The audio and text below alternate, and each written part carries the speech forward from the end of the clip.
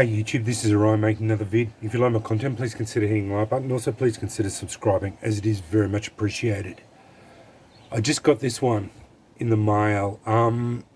This is the biggest or longest ferro rod that they make.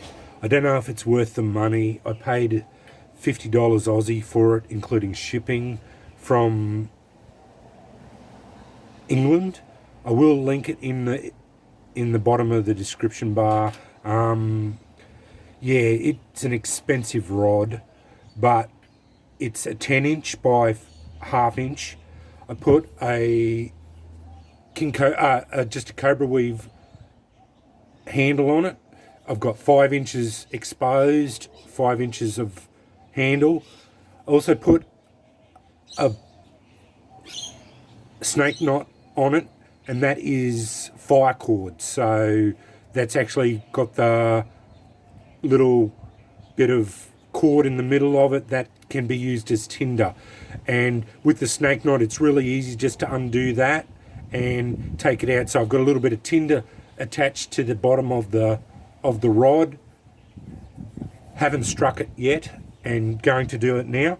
Aussie123 from BushcraftOz gave me some birch bark, which he harvested down in Melbourne.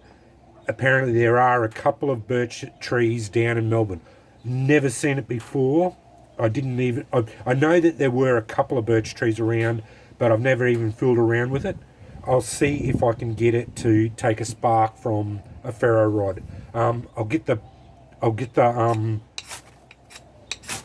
That's sparking really well already. I've just taken the black off it, and it's already sparking like a champ. So it looks like a really good rod. I think it's one of those soft ones. Globs of sparks already, and that's from my new high speed.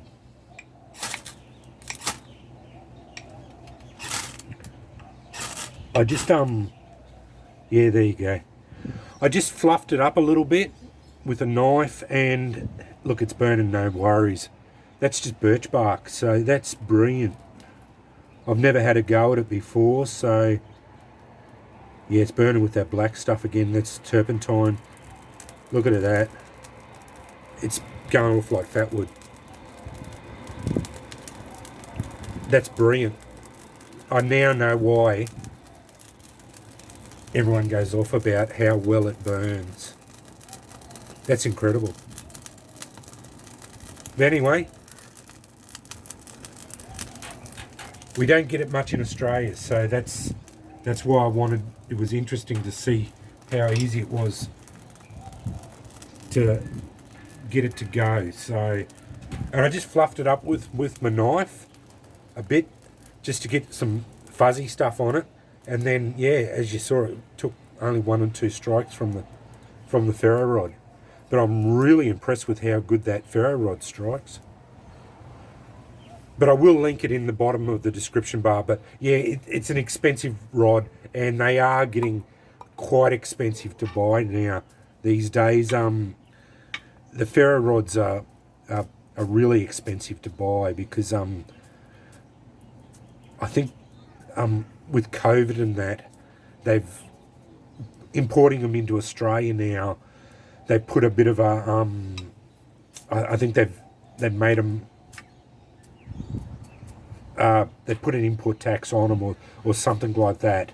So yeah, you used to be able to get cheap rods from China, and I was always advocated buying cheap rods from China, and they were quite inexpensive, like $7 for a 5-inch by half-inch rod, and you're paying $20 a rod now for them. So yeah, but as I said, this one was like $50.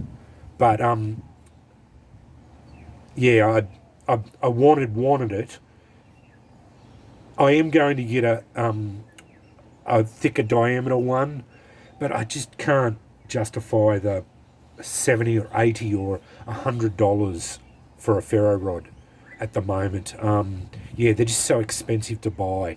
But anyway, I wanted to show you that, and I wanted to give it a go. That was the first time I've ever tried birch bark, and yeah, it went off.